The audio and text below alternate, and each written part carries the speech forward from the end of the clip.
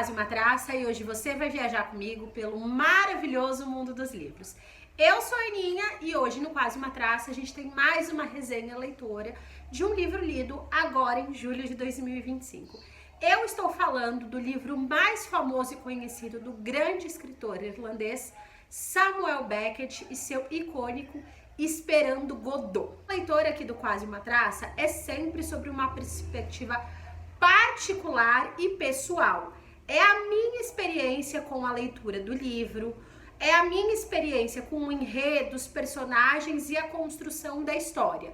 Eu não uso nenhum aparato teórico, científico, acadêmico, a minha experiência como professora de literatura, para falar a respeito da obra, fazer qualquer colocação ou digressão. Esperando Godot é a minha quarta leitura do Samuel Beckett, que tornou-se, depois de ter lido o Walt, o meu livro favorito de 2023, um dos meus autores favoritos.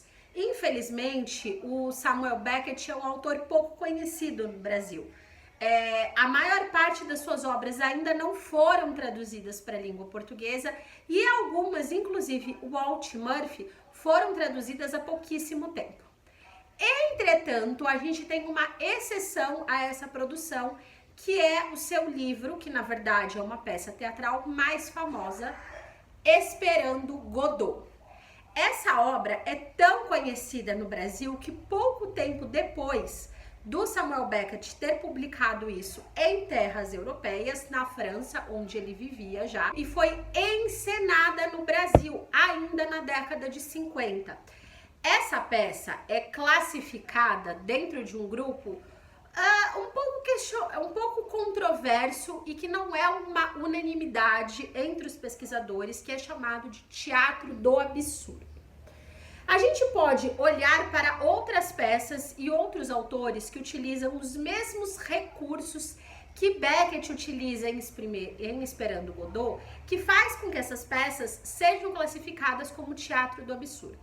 Entretanto, é importante lembrar que esse teatro do absurdo não é uma unanimidade entre teóricos, acadêmicos e pesquisadores. Os livros escritos por Beckett são muito particulares, são muito específicos e muito únicos. A gente encontra poucas referências na literatura de escrita, de histórias ou de maneiras de questionar determinados assuntos, como Beckett faz em seus livros.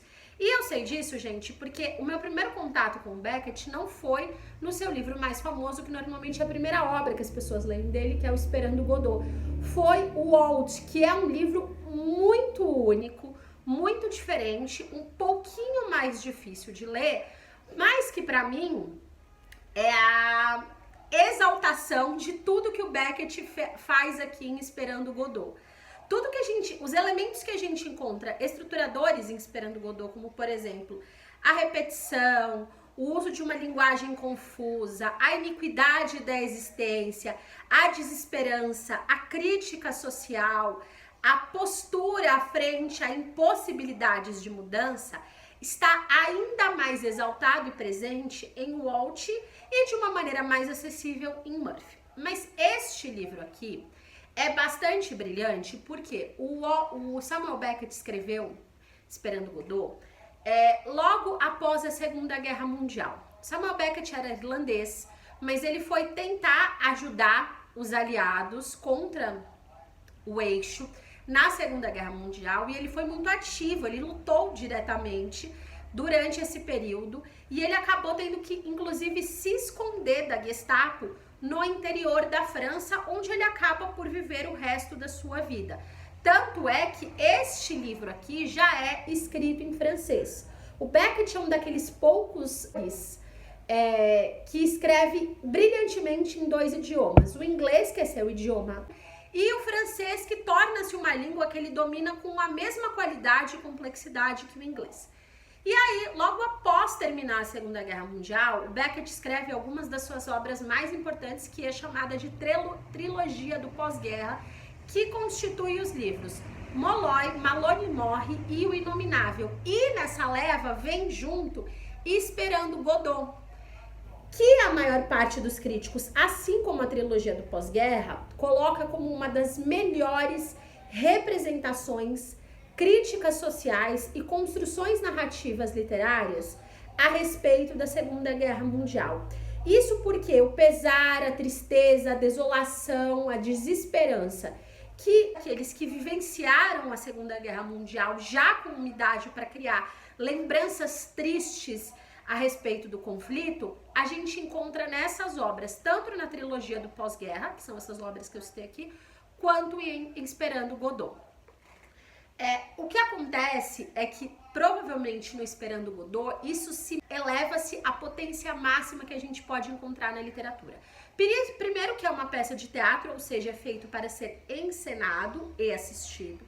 Segundo que os diálogos são absurdamente rápidos, há um dinamismo dentro da peça, apesar do seu tema central ser a eterna espera, a resolução daquilo que nunca encontra uma solução. Coisas que são tão caras a nós quanto a esperança que encontra o seu fim, apresentadas em Esperando Godot, da maneira mais sombria, lúgubre que a gente pode encontrar na literatura.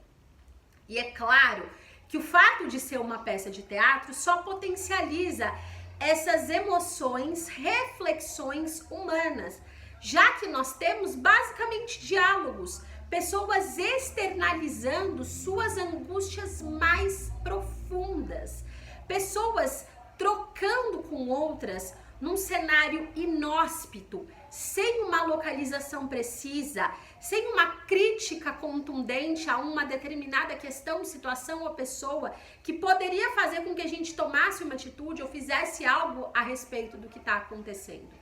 Fato é que em Esperando Godot nem isso pode acontecer. Por quê? Porque em Esperando Godot a gente tem a imprecisão como um dos elementos constituintes dessa obra. A gente sabe quem é o Vladimir, o Pozo e o Luke.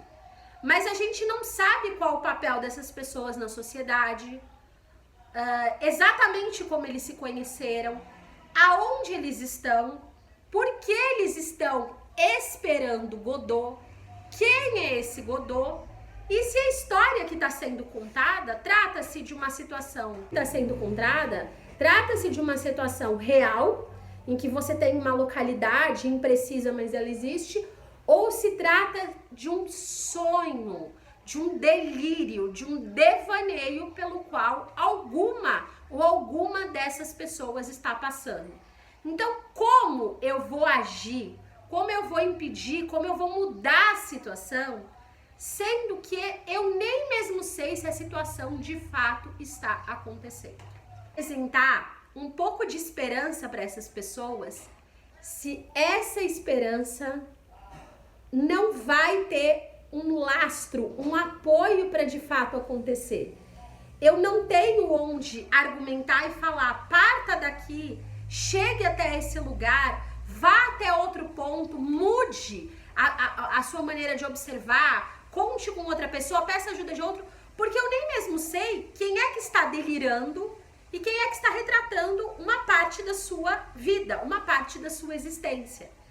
E esse é o desespero que a gente encontra num grão conflito armado, em que você não tem para onde correr, em que você não tem em quem se apoiar, em aonde se apoiar, em que você vê toda a sua esperança encontrando um fim, em que por mais que você espere, por mais que você tenha paciência, por mais que você acredite que aquilo vai melhorar, aquilo nunca melhora.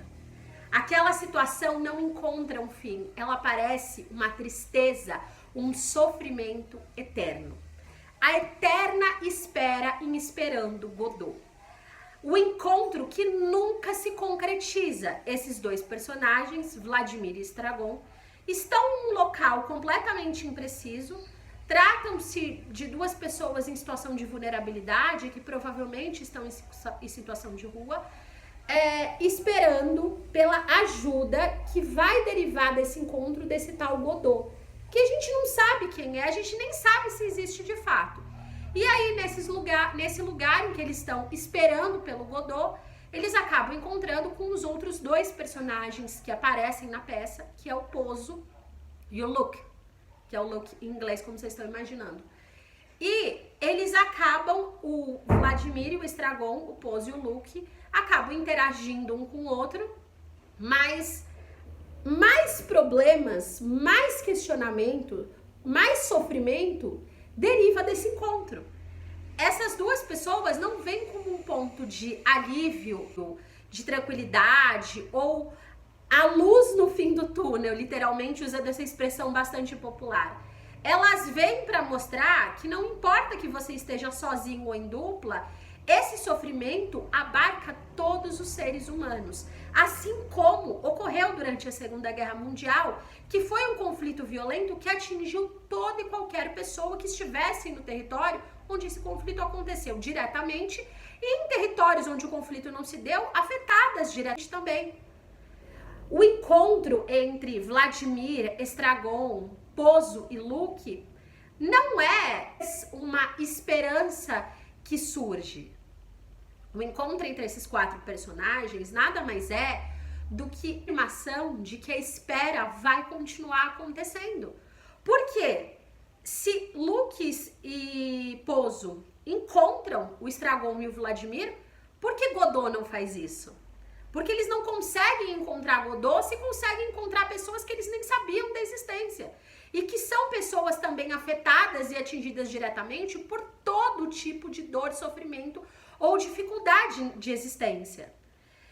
É muito comum a gente ver desde aquele vagabundo de Charlie Chaplin, eu estou falando de vagabundo porque esse termo que a gente usa na literatura, utilizar essas pessoas em situação de vulnerabilidade, criticar a estrutura social, exemplificar como as mazelas humanas podem nos afetar e como nós ignoramos a nossa humanidade e pessoas em situações extremamente difíceis, estamos deixando de lado também a nossa própria humanidade.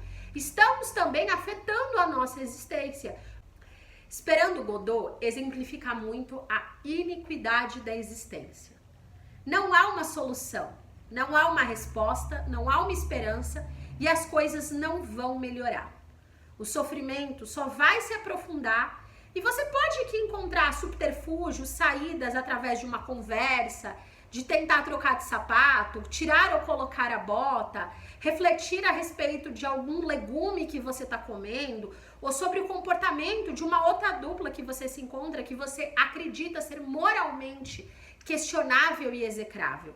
Mas ainda assim, aquele sofrimento que permeia a sua existência continuará permeando essa existência.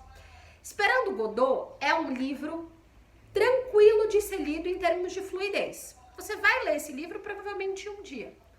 Mas ele é um livro profundamente indigesto, porque ele nos coloca à frente a maior tristeza, o maior sofrimento e o pior lado da humanidade.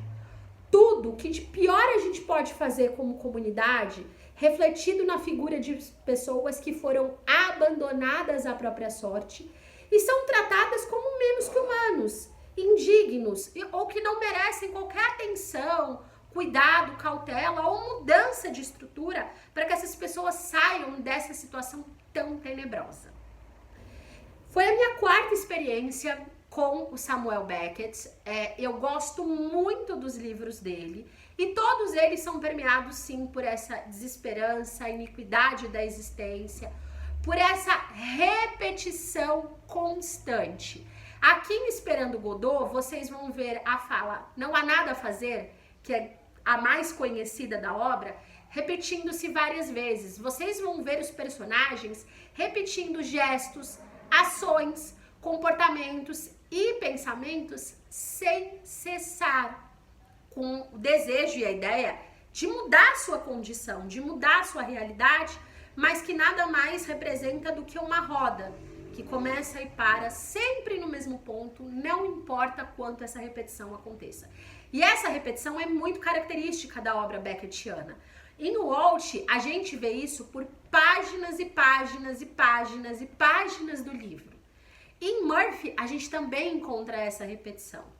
Numa outra obra como O Fim, que é um conto curto de Beckett, essa repetição também aparece. Porque a ideia é mostrar que por mais esforço, dedicação, ou por mais que a gente faça algo, às vezes a realidade é muito mais dura e não importa quando se repita uma ação, essa realidade ainda vai permear a existência de muitos. Eu gostei muito desse livro, eu acho que a obra do Beckett é uma obra que representa brilhantemente a dor e o sofrimento da metade do século XX. Ele conseguiu colocar no papel aquilo pelo qual uma geração inteira passou entre o período da Primeira e da Segunda Guerra Mundial, o período entre guerras e todos esses conflitos. Ele conseguiu colocar em palavras esses sentimentos tão impalpáveis e complexos. E ele faz isso de uma maneira interessante, pouco usual e sem o famoso final feliz pelo qual a maior parte de nós espera. O Beckett mostra que não há esperança nessa obra. Em Esperando Godot, é basicamente isso. É basicamente isso, não tem esperança. Você pode esperar o quanto você quiser, nada vai mudar. E retratar esse lado da existência humana é de suma importância na literatura, porque a gente espera incansavelmente pelo final feliz, a gente espera mudanças com algum comportamento, mas a verdade é que nem sempre isso acontece. E esse lado do sofrimento e essa crítica dura e contundente que o Samuel Beckett faz à civilização, faz à sociedade, nos faz parar e refletir e pensar como o mundo se estrutura, as pessoas, como nós tratamos nossos semelhantes humanos e como a maior parte das vezes nós não temos tanta compaixão e preocupação como queremos acreditar ter. Esse foi com certeza o melhor teatro que eu li esse ano. Esse livro entrou para o favoritos do ano, provavelmente vai entrar para o favoritos da vida, como os outros livros do Beckett que eu tenho, porque são livros muito bem escritos e livros que não são difíceis de serem lidos. Eles são profundos e complexos. A reflexão vai ser difícil, mas a construção textual, não.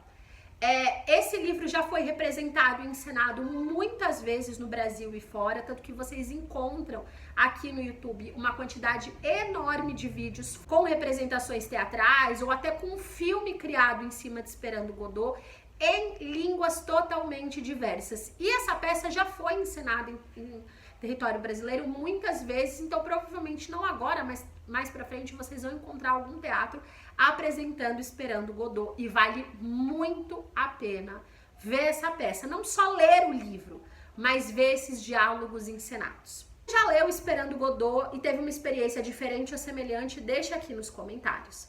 Até a nossa próxima viagem leitora. Tchau, tchau!